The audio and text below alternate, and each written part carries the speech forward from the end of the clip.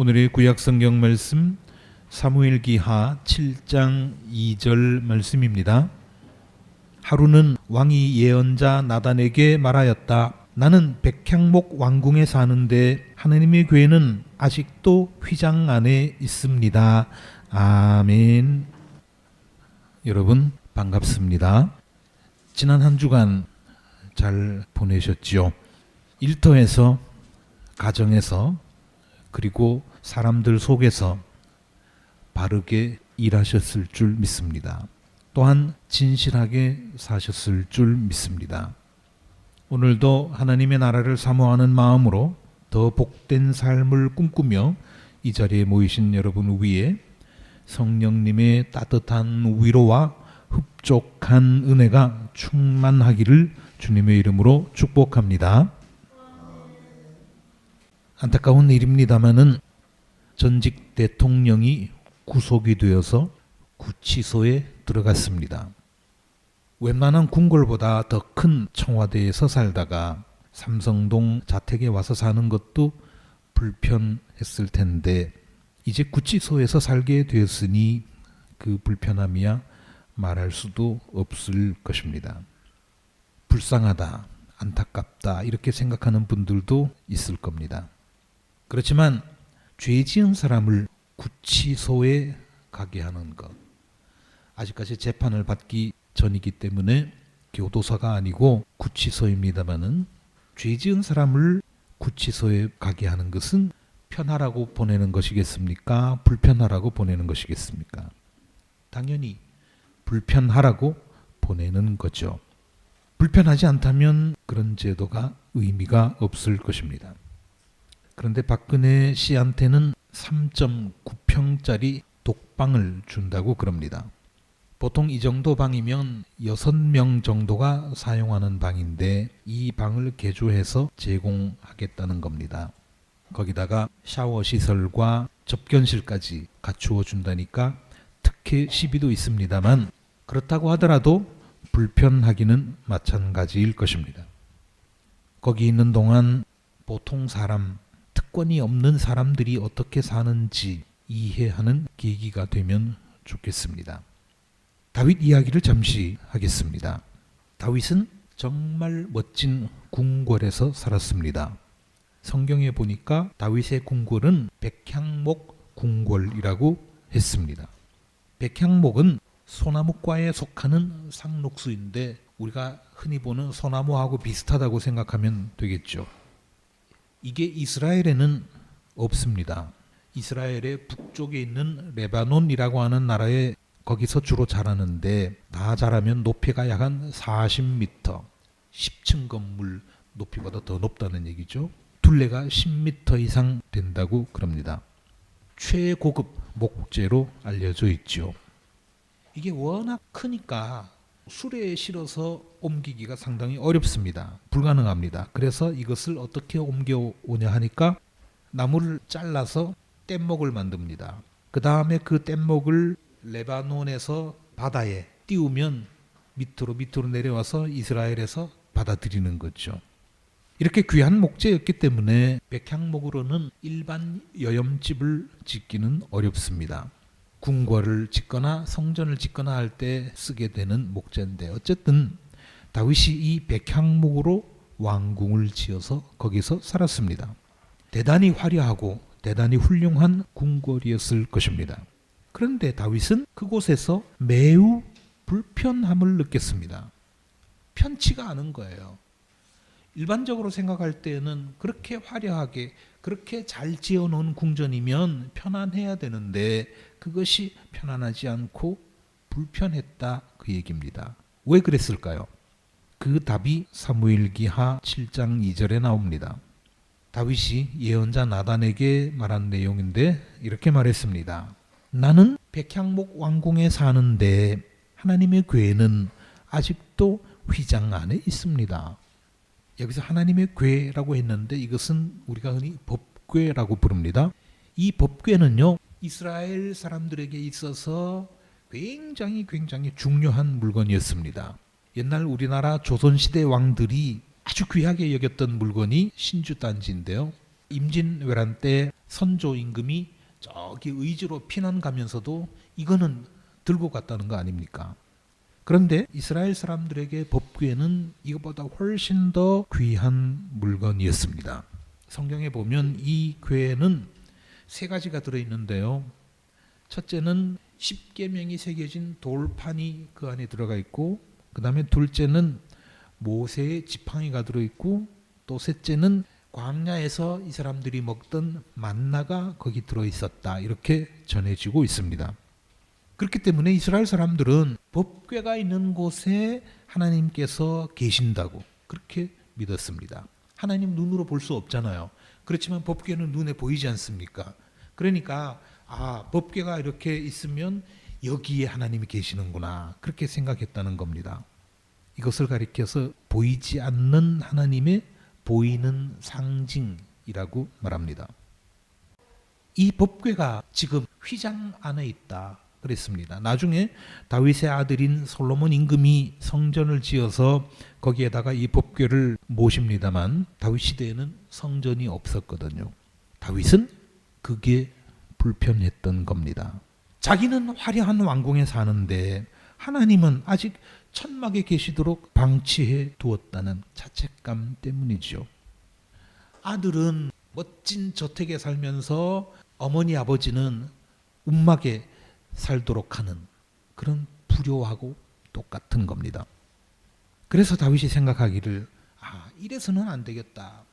성전을 지어야 되겠다. 그래서 거기에 하나님의 궤를 모셔야 되겠다. 그런 생각을 합니다.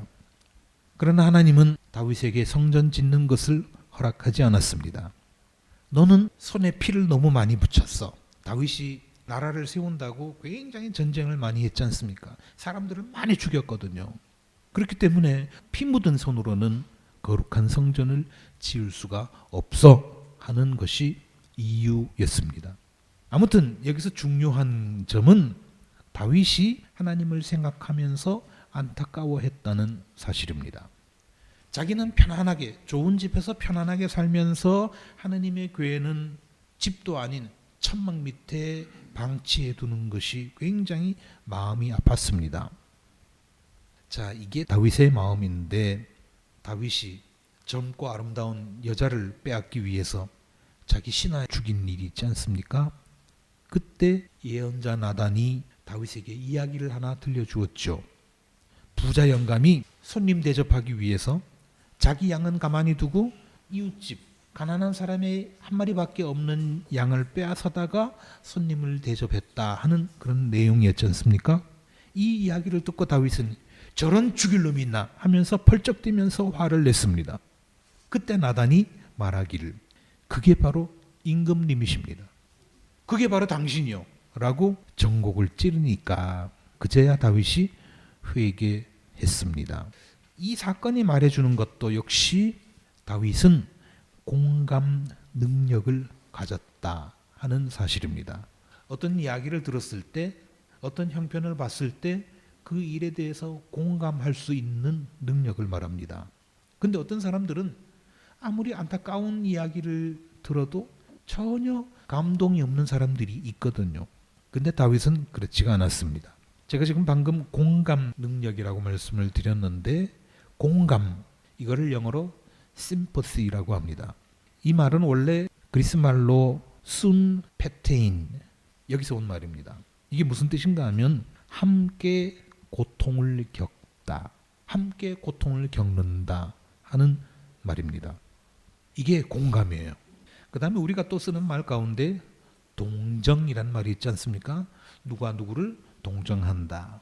아픈 사연을 듣고 동정하는 마음을 가진다 할 때 동정, 한문으로는 같은 정서를 느낀다 하는 뜻인데, 이거는 영어로 compassion이라고 합니다. 이거는 라틴어에서 온 말인데, 앞에 쿰 하는 것은 뭐뭐와 함께, 그리고 파트리오, 이게 붙어서 된 말인데요. 역시 마찬가지로 함께 고통을 겪다 하는 말입니다. 남의 아픔을 함께 느낄 줄 아는 것, 남의 고통에 동참할 줄 아는 것, 그것이 공감 능력이고 또한 동정입니다. 지난 주간 계속 뉴스에 나왔습니다만 물속에 가라앉았던 세월호 선체가 물 위로 완전히 올라와서 지금 목포항에 들어와 있죠. 어떤 청년이 트위터에다가 이런 글을 써놓은 것을 봤습니다. 이 친구 얘기가요. 제가 그대로 한번 읽어보겠습니다. 아빠랑 삼촌이 밥 먹으면서 세월호 뉴스를 보더니 저거 인양 비용이 얼만데 이러고 앉아있네. 배 끌어올리는데 돈이 상당히 많이 들거든요. 돈 많이 썼다 이렇게 불평을 하고 있는 겁니다. 그 다음 이 친구 얘기 계속 들어보십시오. 그 말 듣자마자 빡쳐서 한마디 내뱉었습니다. 아빠는 내가 배 타다가 물에 빠져 죽어도 시신도 찾지 말고 배도 건지지 말고 밥 잘 먹고 잘 살아. 어차피 물고기 밥 됐을 텐데 건져서 뭐 하게. 이렇게 말했더니 조용하더랍니다. 이런 얘기하는 사람들이 가끔 있죠. 이 젊은 친구의 아버지와 삼촌도 역시 그런 사람 중에 하나였습니다. 공감 능력이 떨어지는 사람이었던 것 같습니다. 모든 일을 돈으로만 계산하려고 하는 이 시대 사람들의 모습이죠. 뭐 그렇지만 나중에 입을 다물었다니까 다행이기는 합니다. 처지를 바꾸어서 입장을 바꾸어서 남의 사정을 헤아릴 줄 아는 것, 남의 아픔을 나의 아픔처럼 느낄 줄 아는 것, 이것이 공감 능력인데 사람이 갖추어야 할 가장 기본적인 소양입니다. 이게 없으면 개나 돼지나 깨구리나 그런 동물들하고 다를 게 뭐가 있겠습니까? 동물들도 이런 공감 능력은 웬만큼 다 가지고 있습니다. 속물이죠. 다윗은 부러울 거 없는 권력자였습니다. 그리고 부자였습니다. 그리고 죄인이었습니다. 그럼에도 불구하고 다윗은 이런 소양을 갖추었기 때문에 아직까지도 인정을 받고 있지 않습니까? 우리가 지금 살고 있는 사회가 자본주의 사회인데 자본주의 사회에서 돈 많이 버는 거 누가 뭐랍니까? 그래서 좋은 집에 살고 좋은 자동차 타고 다니는 거, 비싼 음식 먹는 거 누가 뭐라 할 사람은 없습니다. 그러나 문제는 뭐냐 하면 그렇게 산다고 하더라도 자기와 다른 사람의 형편을 헤아릴 줄 알아야 된다는 거죠. 공감 능력은 가져야 된다는 겁니다.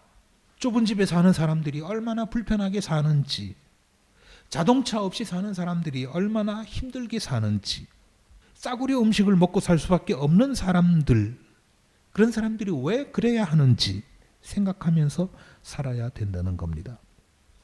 사실 가난한 사람들은 이런 거 잘 합니다.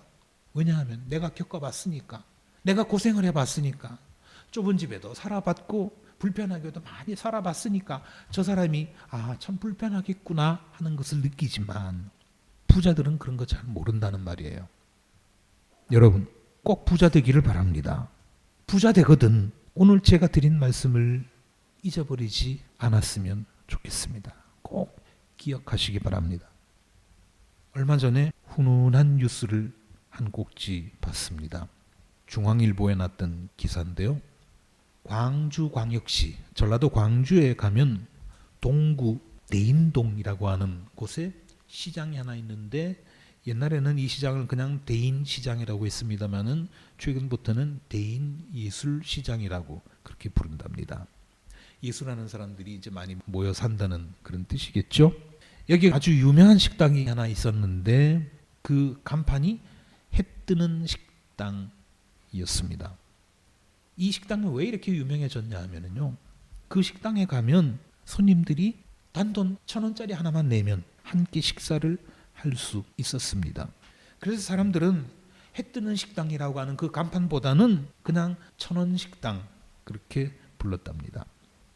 1,000원만 내면 뜨끈한 밥 한 그릇, 구수한 된장국 한 그릇, 그리고 김치, 시금치 무침, 거기다가 콩나물 무침까지 나왔다고 그러는데요. 요즘 어디 가서 밥 한 그릇 사 먹으려면 얼마 줘야 됩니까? 아주 싸고 싼 데는 한 5,000원 하는 데도 있긴 합니다만 웬만하면 6,000원, 7,000원, 어지간하면 10,000원 넘어가는 건 보통 아닙니까? 근데 얼마나 쌉니까? 1,000원만 주면 되니까. 이 식당을 운영하던 분은 김선자라고 하는 할머니였는데 참 안타깝습니다. 이런 분들이 왜 이렇게 빨리 가실까요? 지난 3월 18일 한 2주 전에 돌아가셨습니다. 대장암을 앓고 있었는데 결국에 그날 세상을 떠나셨습니다. 이분이 식당을 운영한 것은 2010년부터였다고 그러는데요. 한 7년쯤 전이죠. 왜 이런 식당을 만들었는가 하면 젊은 시절에 사업을 하다가 쫄딱 망했습니다. 엄청 고생을 했습니다. 배고픈 적도 많았습니다. 그런 경험이 있어서 가난한 사람들이 어떻게 사는지 너무나 그 사정을 잘 알았거든요. 그래서 그런 사람들을 위해서 내가 이제 조금 먹고 살만해졌으니 어떻게 하면 좋겠는가 생각하다가 이런 식당을 열었습니다. 어떤 신문 기사에 이렇게 인터뷰를 했는데요. 뭐라고 했는가 하면 나처럼 가슴 아픈 사람들이 마음 놓고 와서 자존심 상하지 않고 밥을 먹을 수 있는 식당을 차리고 싶었다 그랬습니다. 어렵게 사는 사람들을 도와주겠다는 것도 그 마음도 참 아름다운데 거기에서 그치지 않고 그 사람들이 자존심 상하지 않게 하려고 1,000원씩을 받았다는 겁니다. 얼마나 아름다운 마음입니까? 사실 밥 얻어먹는다는 거 그거 편치 않잖아요. 그렇지만 1,000원이라도 내 돈 내고 먹으면 이게 참 나를 위해서 그냥 서비스 해주는 거의 공짜로 주는 것인 줄 알면서도 그래도 그렇게 비참하지는 않았을 겁니다. 예수님께서 말씀하셨죠. 마태복음서 7장 12절 너희는 무엇이든지 남에게 대접을 받고자 하는 대로 너희도 남을 대접하여라. 무엇이든지 남에게 대접을 받고자 하는 대로 너희도 남을 대접하여라. 이것이 율법과 예언서의 본 뜻이다. 이게 무슨 얘기입니까? 공감 능력을 가지라는 거죠. 다른 사람들이 내 어려움을 알아줬으면 하는 그런 마음이 있다면 너희도 저 사람이 얼마나 어려운지, 저 사람이 얼마나 힘들게 사는지 알아주어야 된다. 그런 얘기 아닙니까? 이것이 성경 말씀 전체에 창세기 1장 1절부터 요한계시록 끝장까지 성경 전체가 말하는 뜻이라고 그랬습니다. 잘 하고 계실 줄 믿습니다마는 아무쪼록 저와 여러분보다 형편이 좋지 못한 사람을 늘 생각하면서 사는 저와 여러분이 되시기를 주님의 이름으로 기원합니다.